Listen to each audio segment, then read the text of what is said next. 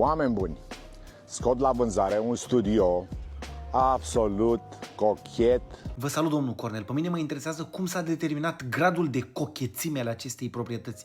Eu aș dori să achiziționez un imobil parțial cochet. Situat la parter, deci nu urci scări dacă ești accidentat, dacă ești bătrân. Dacă pur și simplu n-ai chef să urci scări, ești norocos. Nu știu dacă sunteți familiarizat cu o invenție mai recentă.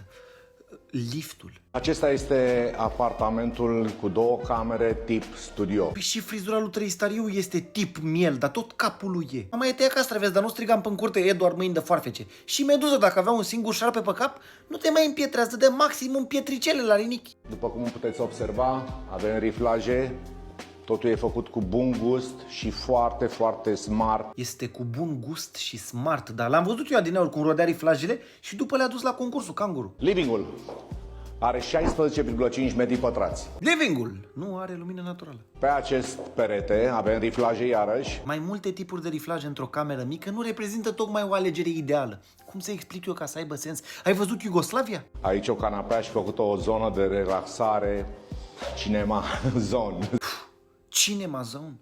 E fix cinema ăla. Păi și tataie, dacă avea lanț, era drujbă. Acesta este dormitorul. După cum puteți observa, avem riflaje în laterale. Observ că avem riflaje, dar nu mă pot abține în a mă întreba de ce. Geam mare, poți vedea afară, liniștit. Geamul se vede prin el.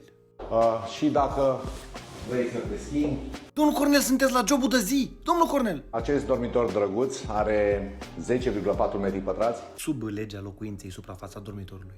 Detalii, domne. Marele avantaj la el este că are și acest balcon minunat. Minunat balconul, dar ce cuvinte mari, domnul Păsat. Revenim în holul de la intrare, foarte spațios după cum puteți observa. Totul este spațios. V-au dat limită de cuvinte, domnul Cornel. Eu nu mai pot cu spațios și generos. Și mergem în baie. Oare cum este această baie? Baia este spațioasă. Bucătăria, după cum puteți observa, este open space, așa cât de cât. Frumos, elegant, cât de cât. Bucătăria este open space, cât de cât. Suntem la piață. Da, mama, dă și mie 3 legături de pătrunjel și nițel open space. Este open space cu ea însăși. Este mai singuratică. Aici sus avem ieșirea pentru hotă. Noaptea așa fac hotele. Se strâng toate și ies la bere. Pe acolo ies. Suprafața totală a acestui studio este de 43,5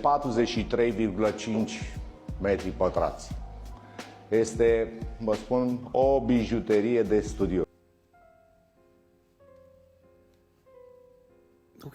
Prețul pentru această proprietate este de 89.000 de euro. Sunt interesat de această proprietate la 89.000 de euro.